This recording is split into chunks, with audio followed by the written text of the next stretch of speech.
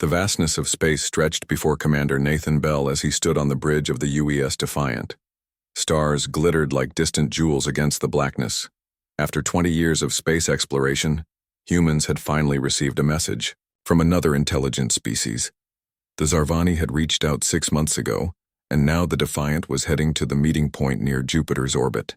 "Commander, we're approaching the coordinates," said Lieutenant Gary Peters from his station. "Zarvani vessel detected at Mark 37. Nathan nodded. "Maintain distance at 50,000 kilometers.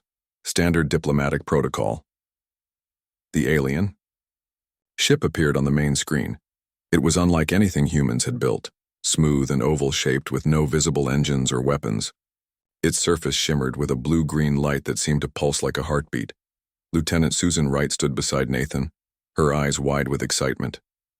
As the ship's xenolinguist, she had spent months analyzing the Zarvani language from their transmissions. "This is it," she whispered. "Everything we've worked for." "Let's hope they're friendly," Nathan said. He had seen too much conflict during the Mars colony wars to be purely optimistic. "Open the channel, Lieutenant."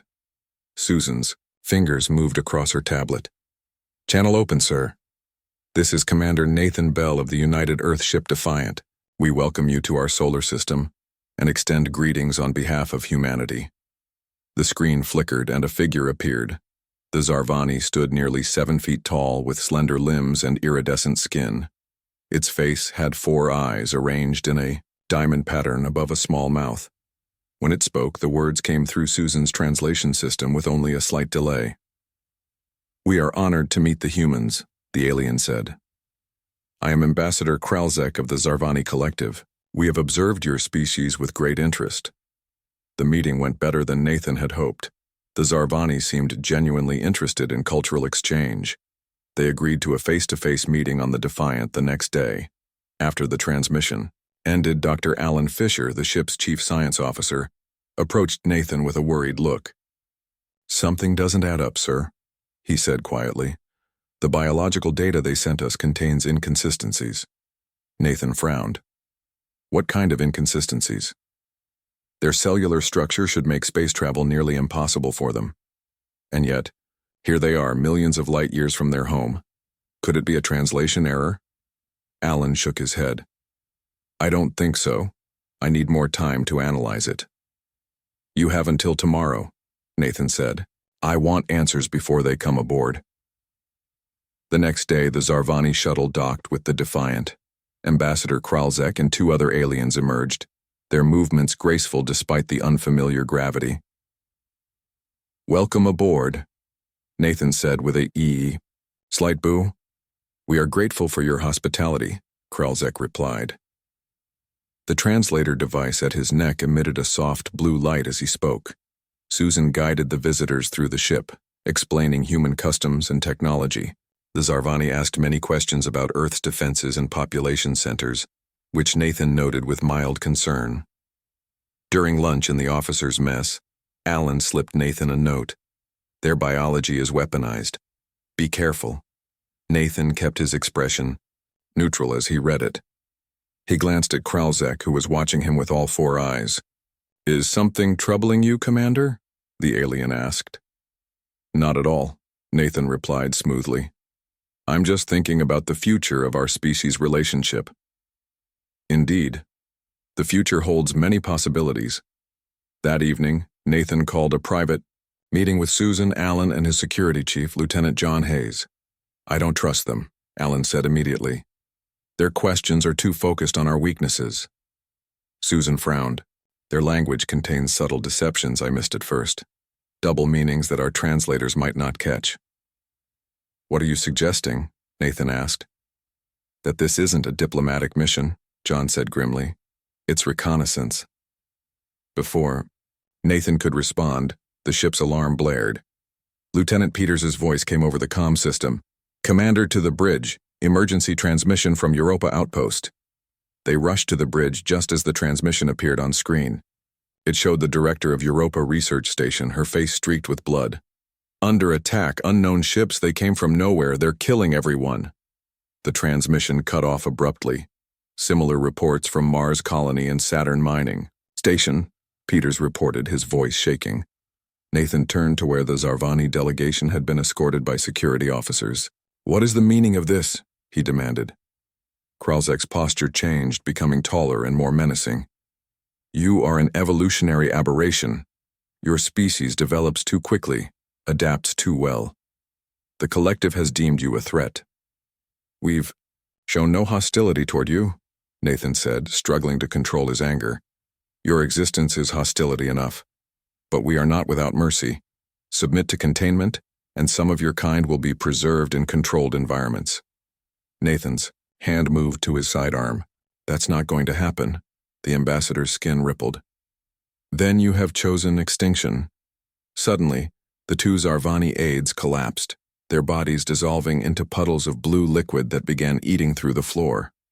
Toxic gas emerged from the puddles. "Evacuate the bridge," Nathan shouted as crew members began coughing and collapsing. John grabbed Nathan's arm. "Emergency protocols, sir." Nathan hit the quarantine button, sealing the bridge from the rest of the ship as emergency systems began filtering the air. Through the viewport, Nathan saw 3 massive Zarvani warships appear seemingly from nowhere, their weapons charging. "Garondia, stations, battle positions," Nathan ordered. "Get us out of here, maximum speed." Kralzek watched calmly. "Your weapons cannot harm our vessels. Your defenses cannot stop us." This was never a negotiation, Commander Bell. This was a courtesy notice of your species' end. A lieutenant manning the communication station shouted, "Sir, we're receiving reports of attacks on all outer colonies. Thousands dead already." Nathan looked at the alien with cold fury. "If this is war you want, then war you shall have." "War?" Kralzek's mouth formed what might have been a smile. "No, Commander, this is pest control." The first shots from the Zarvani ships rocked the Defiant. Shield alarms blared. "Get us back to Earth," Nathan ordered. "We need to warn them." As the Defiant turned and accelerated away, evading the alien weapons fire, Nathan knew humanity's peaceful exploration of space had ended. The fight for survival had begun. On the screen behind him, Europa Research Station exploded in a ball of fire, taking 1,500 human lives with it. The Zarvani had declared war, and humanity would answer. 6 months had passed since the first attack. 6 months of losing. 6 months of watching humanity's outer colonies fall one by one. The Zarvani moved through the solar system like a plague, leaving only destruction in their wake. General Patricia Hayes stared at the holographic display in the underground war room beneath what was once Denver. Red markers showed Zarvani positions, pushing steadily inward from Saturn toward Earth. Blue markers for human forces grew fewer each day. "The Saturn defense line is gone," said Colonel Eric Powell, his face gray with exhaustion. "The mining colonies fought to the last person." "And Mars?" Patricia asked, though she already knew the answer. "Day 20 of the siege. Governor Grant reports they can hold out another week at most." Patricia closed her eyes briefly. 10,000. Colonists on Mars. 10,000 more lives she couldn't save. "What about Clark's project?" she asked. "She's still working, day and night." In a laboratory 3 levels below, engineer Maria Clark hadn't slept in nearly 48 hours. Her eyes burned as she adjusted the calibration on the prototype weapon. Around her, a team of scientists worked frantically, fueled by desperation and too much coffee. "Try it again," she said to her assistant, Ben Kelly. Ben activated the device. A captured piece of Zarvani technology, salvaged from a downed scout ship, pulsed with blue light, then dimmed. "Almost there," Maria muttered. "The frequency is still off." Her communicator buzzed. "Clark here. Any progress?" It was General Hayes. "We're close, General. The Zarvani ships use some kind of biological component in their systems. We're trying to disrupt it. Work faster. Mars won't last the week." The transmission from Mars Colony came 3 days later. Governor Howard Grant's face filled the screens in the war room, his skin pale and eyes sunken. "They've breached the main dome," he said, his voice remarkably steady despite the alarms blaring behind him. "I've ordered the final protocol." Patricia nodded grimly. The final protocol. Self-destruction of the colony to prevent capture. They had learned the hard way what happened to captured colonists. Wait, Howard said suddenly. Before we go, you need to know. We captured one of their scientists. We know what they want. Patricia leaned forward. Tell me. It's us. Human biology. There's something in our cellular structure they need. Something that evolved only on Earth. He coughed, and blood appeared on his lips. They're not just killing us. They're harvesting us. The transmission cut off as explosions rocked the Mars colony. Another blue marker disappeared from the holographic map. That night, Captain Frank Rodriguez led a small fleet of retrofitted mining ships on a daring raid against a Zarvani supply convoy near Jupiter. Former civilian pilots flying ships never designed for combat. They used the planet's massive gravity well to slingshot into the alien formation. Hit and run, Frank told his pilots. Don't try to be heroes. His ship, the Mule, was an ugly bulk, freighter with hastily mounted weapon systems. But it was fast, and Frank knew every trick a lifetime of smuggling had taught him. The human ship struck from the darkness, disabling 3 Zarvani vessels before the aliens could respond. As the Zarvani turned to engage, the humans scattered using Jupiter's moons as cover. Withdraw, Frank ordered as the much larger Zarvani warships gave chase. Mission accomplished. The raid bought Earth precious time, but not much. 3 days. At most. In her lab, Maria finally had a breakthrough. It works, she shouted, as the captured Zarvani technology sizzled and went dark under the pulse from her device. The radiation frequency disrupts their biotech. General Hayes ordered immediate production of Maria's weapon. Every factory still standing was converted to build the devices, but they needed a way to deliver them, and the Zarvani fleet now formed a blockade around Earth's orbit. We need a plan, Patricia said to her commanders. Something they won't expect. The opportunity came sooner than anyone anticipated. A message arrived from the Zarvani fleet, broadcast on all frequencies. The image of High Executive Vreshtak appeared on screens worldwide. The alien's 4 eyes blinked in sequence as it spoke. People of Earth. Your resistance, while futile, has been noted. We offer terms. Surrender now, and 30% of your population will be harvested. The remainder will be permitted to live in designated zones under our supervision. Your species will survive though constrained. Refuse and we will take all. You have 6 Earth hours to decide. Patricia drafted her response immediately, consulting no one. The words were her own, and she would bear the responsibility for them. High Executor, she transmitted. Humanity has considered your terms. We choose extinction over submission. The response came almost immediately. Then extinction you shall have. As the transmission ended, alarm sensors blared. The Zarvani fleet was moving toward Earth. In orbit, the few remaining human defense platforms readied for a battle they couldn't win. On the ground, people huddled in underground shelters, knowing they offered little protection against what was coming. In the war room, Patricia gathered her commanders. Everything we have left goes into one operation, she said. We're calling it Project Ragnarok. Colonel Powell studied the plan on his tablet. This is a suicide mission. Yes, Patricia said simply, but if it works, it might save humanity.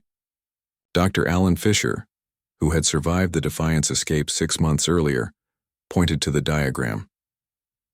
We need to get these radiation emitters into position around their fleet. If Maria's right about their biotech vulnerability, we could shut down their entire fleet at once. And who's going to get those emitters in place? Colonel Powell asked. Their ships will tear apart anything that approaches. I will, said a voice from the doorway. Commander Nathan Bell stood there, thinner and harder than he had been 6 months ago.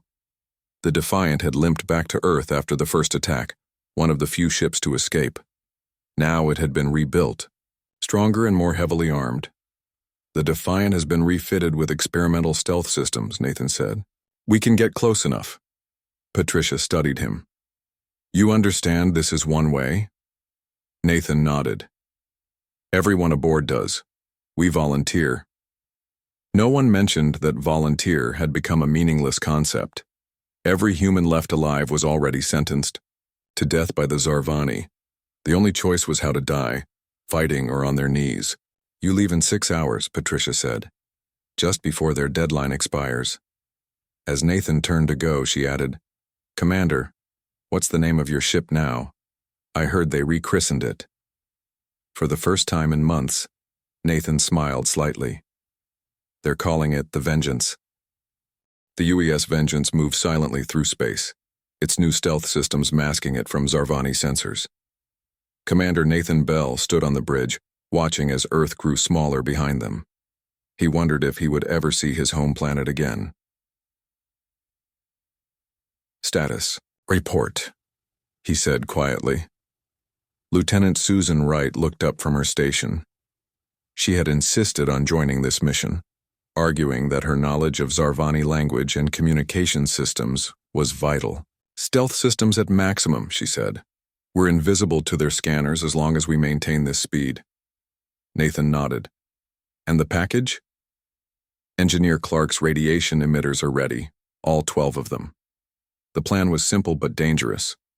The Vengeance would approach the main Zarvani fleet, deploy the radiation emitters in a specific pattern around their ships, then activate them simultaneously.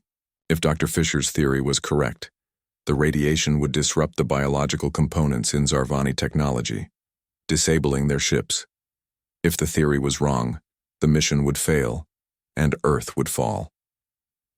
Back on Earth, in the underground war room, General Patricia Hayes tracked the Vengeance's progress on a secure channel. The Zarvani deadline was approaching fast. "Any word from the infiltration team?" she asked Colonel Powell. "Major Olivia Diaz's team successfully boarded the Zarvani command ship 20 minutes ago," he replied. "No further communication is planned." Patricia nodded. While the Vengeance mission was their main hope, Major Diaz led a smaller, even more desperate operation.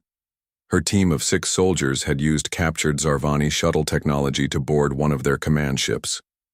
Their goal was to gather tactical data and, if possible, sabotage the ship from within. No one expected them to return. In her laboratory, Maria Clark made final adjustments to the activation sequence for the radiation emitters. Her hands trembled from exhaustion and too much caffeine. "Will it work?" asked Dr. Alan Fisher, who had joined her team after sharing his discovery about Zarvani biology. "In theory," Maria said, "the frequency should disrupt their biotechnology. But the range is limited. The emitters need to be positioned precisely, or some ships might escape the effect." Alan watched as she worked. "And if it works, then their ships become useless hunks of metal." She didn't mention the most likely outcome, that the Vengeance would be destroyed before deploying all the emitters. Aboard the Zarvani command ship, Major Olivia Diaz moved silently through the alien corridors. Her team had split up to cover more ground. 2 were already dead, caught by Zarvani security forces. Olivia reached the central data core, a pulsing mass of biological and mechanical components. She planted the data extraction device as trained and waited the required 30 seconds for it to copy the Zarvani tactical systems. A soft beep confirmed the download was complete. Now for Phase 2. She planted the small explosive charges around the data core. They wouldn't destroy the massive ship, but they would cripple its command functions temporarily. As she finished, a door opened behind her. 3 Zarvani security officers entered, their weapons raised. Olivia didn't hesitate. She triggered the explosives and lunged for the exit on the far side of the room. The explosion ripped through the data core. Alarms blared throughout the ship. Olivia ran, the precious data device clutched in her hand. She had to reach the emergency transmission point. The Vengeance approached the rear of the Zarvani fleet. Through the view screen, Nathan could see dozens of alien ships, their strange organic-looking hulls gleaming in the light of the distant sun. "First emitter ready for deployment," said the tactical officer. "Deploy," Nathan ordered. A small object ejected from the Vengeance, its thrusters guiding it toward a specific position. 11 more would follow, creating a sphere of radiation that would envelop the fleet. Emitter 1 in position and stable. the officer reported.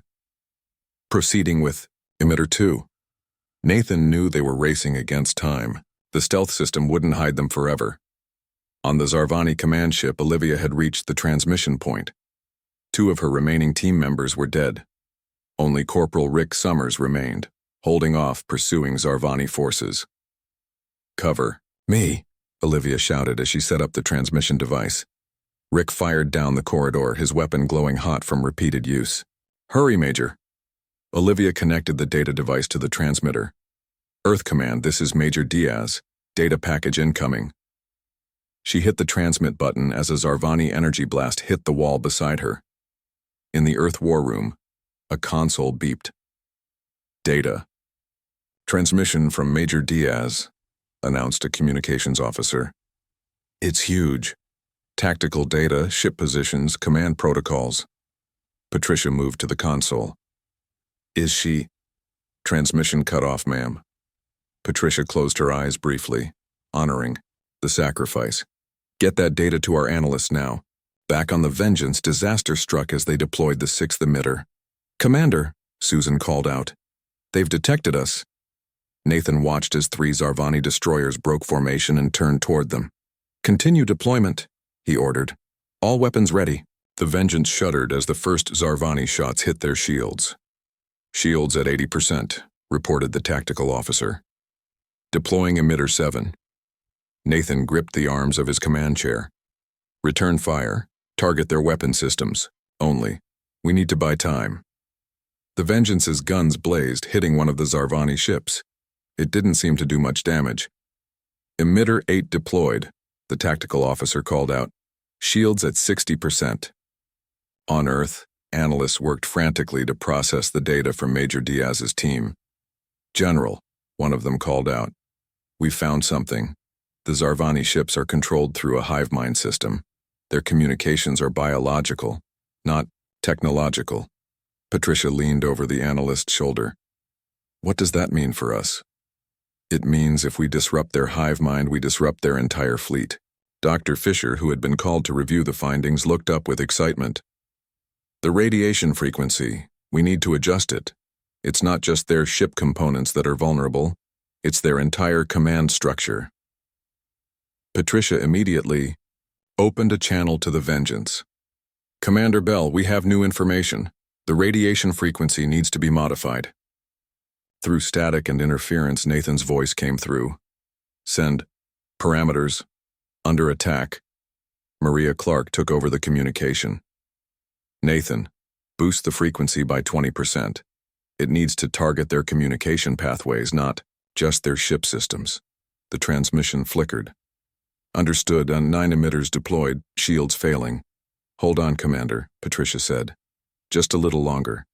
But the transmission cut off, leaving them in silence. Silence filled the Earth War Room after the connection to the Vengeance was lost. General Patricia Hayes stared at the static-filled screen, her face giving away nothing of the despair she felt inside. Can we re-establish contact? She asked. The communications officer shook his head. No response on any channel, General. Dr. Alan Fisher stepped forward. If Commander Bell received even part of our transmission, he might be able to adjust the emitter frequency. And if he didn't? Colonel, Powell asked, then the emitters won't affect their hive mind communication. They'll only disrupt the ship systems, not the entire fleet. Patricia turned to Maria Clark. How many emitters would we need for this to work? At least 10, Maria said. They reached 9 before we lost contact. The tactical display showed the Zarvani fleet continuing its approach toward Earth. They had less than 1 hour before the aliens were in range to begin their attack. We need a backup plan, Patricia said. Now. Aboard the Vengeance, chaos reigned. The bridge was filled with smoke, and emergency lights cast an eerie red glow over everything. Shields at 15%, the tactical officer reported. Hull breaches on decks 3 and 4. Nathan Bell wiped blood from a cut on his forehead. What about the emitters? 9 deployed and stable, Susan Wright answered from her damaged console. 3 more to go. And the new frequency data from Earth? Susan looked up. Partial reception. I got the 20% increase, but nothing else. Nathan made a quick decision. Apply that change to the remaining emitters. Deploy number 10. Another hit rocked the ship, throwing crew members against their stations. Shields failing, shouted the tactical officer. Nathan steadied himself against his chair. Focus all remaining power on the stealth systems. We need to disappear. The Vengeance's weapons went silent as every bit of power was diverted to the experimental stealth technology. The ship seemed to flicker before fading from the Zarvani sensors. It worked, Susan whispered. They've lost us. Not for long, Nathan warned. Deploy emitters 10 and 11 now.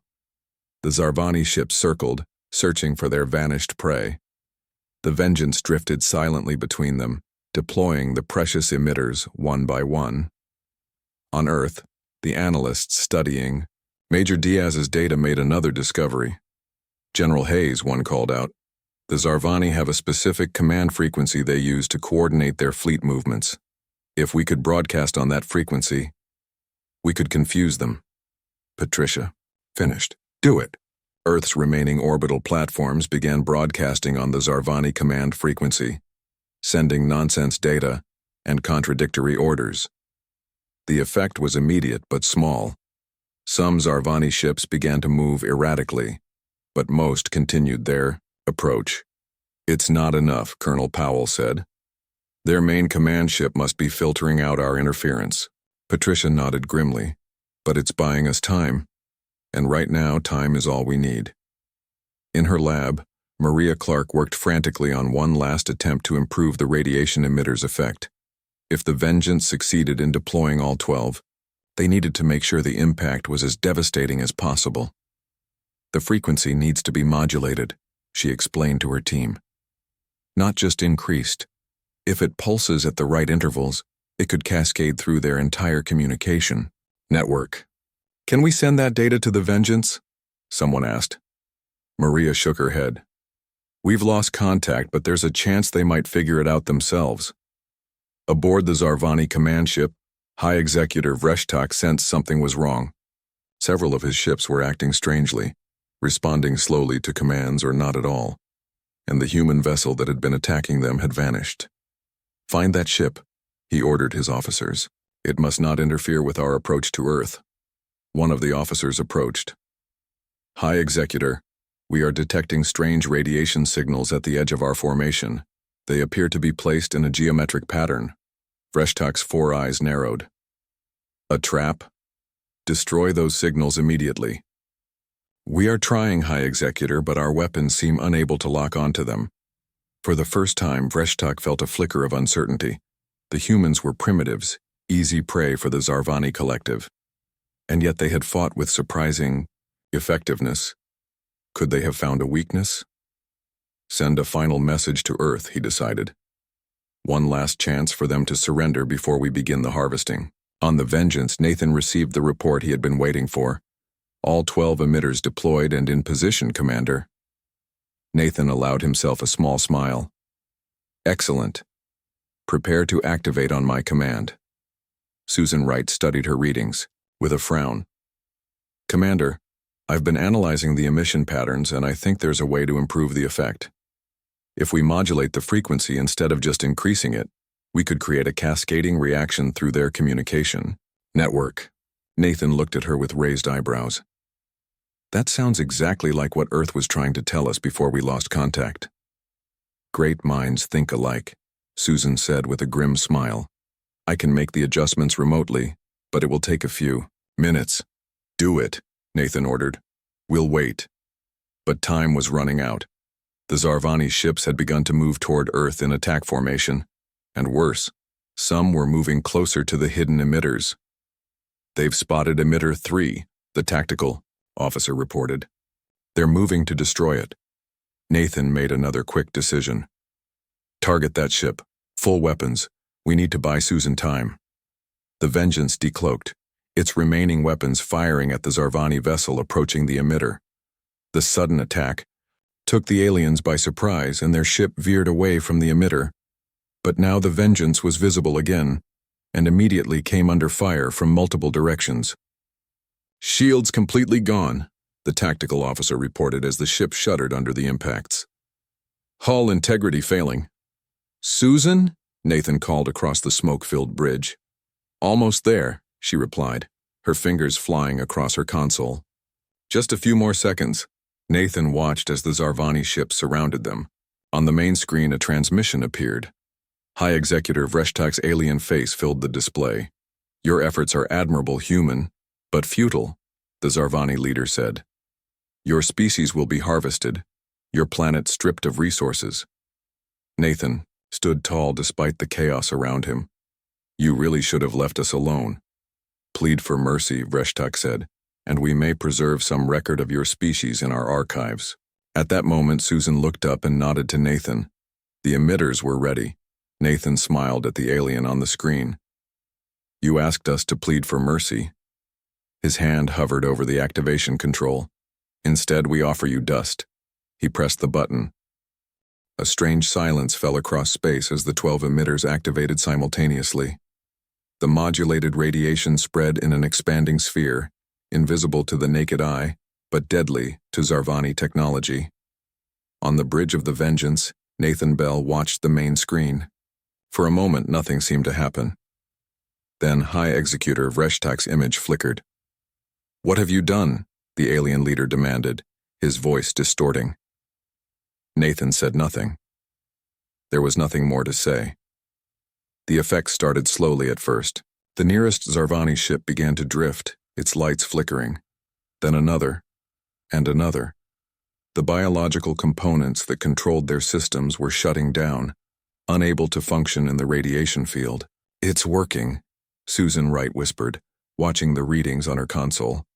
The cascade effect is spreading through their communication network. The Zarvani ships stopped firing. Some began to spin slowly, out of control. Others simply went dark, drifting in space.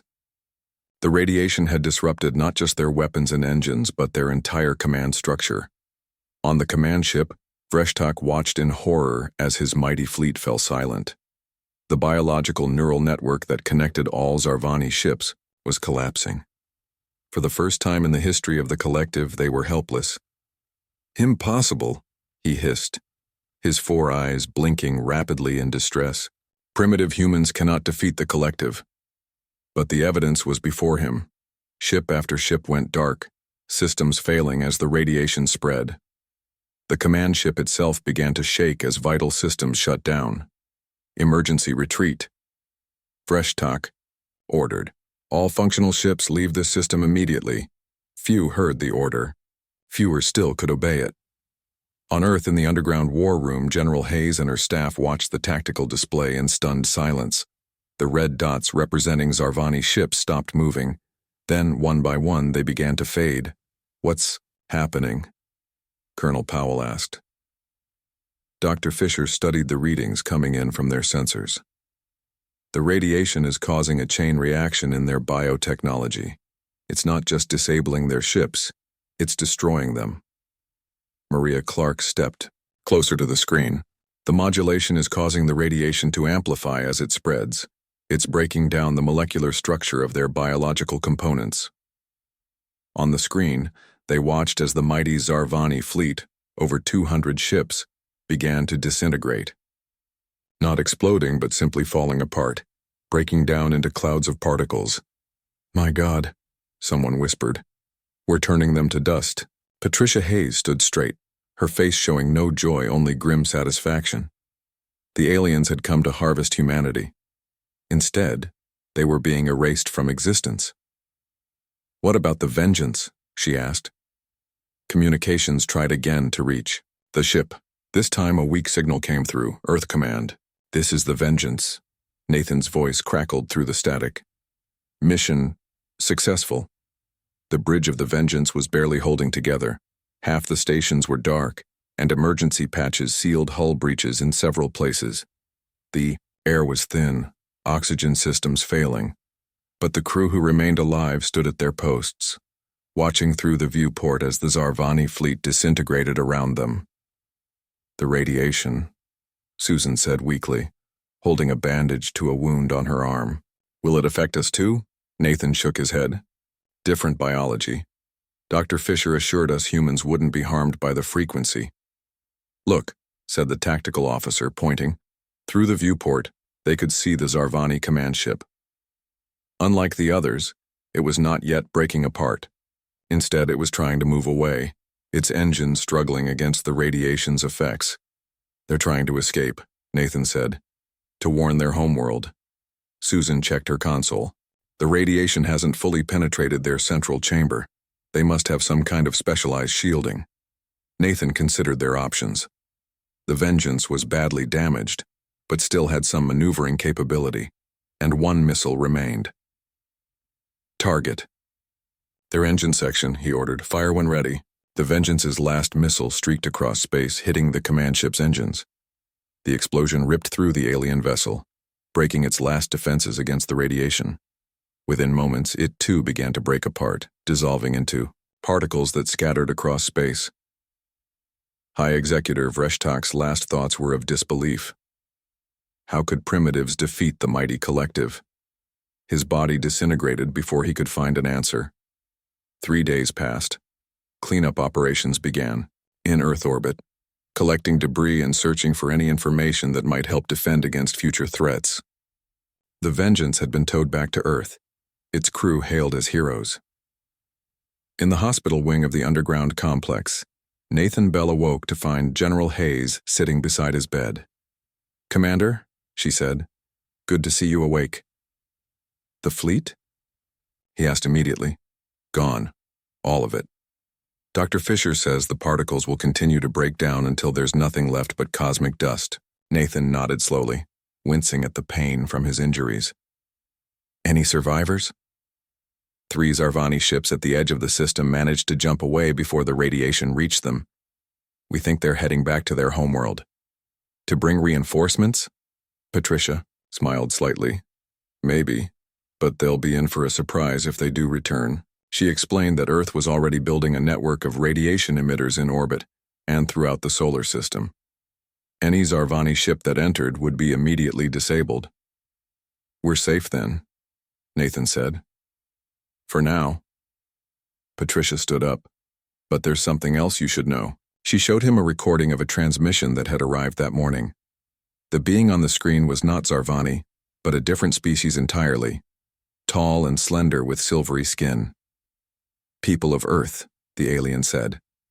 "I am Ambassador Keltor, of the Galactic Concord. We have been monitoring the conflict between your species and the Zarvani collective.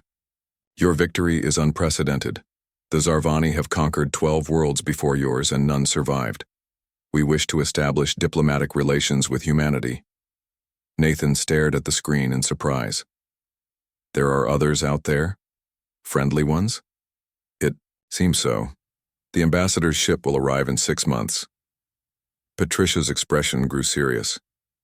"They've been watching us, Nathan. The whole time, they were watching and did nothing to help." "Maybe they couldn't," Nathan suggested. "Or maybe they were waiting to see what we would do. And now they know." Patricia's voice was hard. "They know we won't submit, that we'll fight to the end." 6 months later, a new ship left Earth orbit. Refitted and upgraded, the UES Vengeance had been renamed the UES Diplomat. Its mission, to meet the approaching ship from the Galactic Concord. Commander Nathan Bell stood on the bridge, looking much as he had a year ago when the Zarvani first arrived. Beside him was Lieutenant Susan Wright, now the head of the newly formed Xenodiplomacy Division. "Are we ready for this?" Susan asked quietly. Nathan looked at the stars ahead, thinking of all humanity had lost and gained in the past year. "They're not the ones who should be asking that question," he said. "The real question is, are they ready for us?" Beyond the viewport, the dust of the Zarvani fleet still drifted in space, a silent warning to any who might threaten Earth again.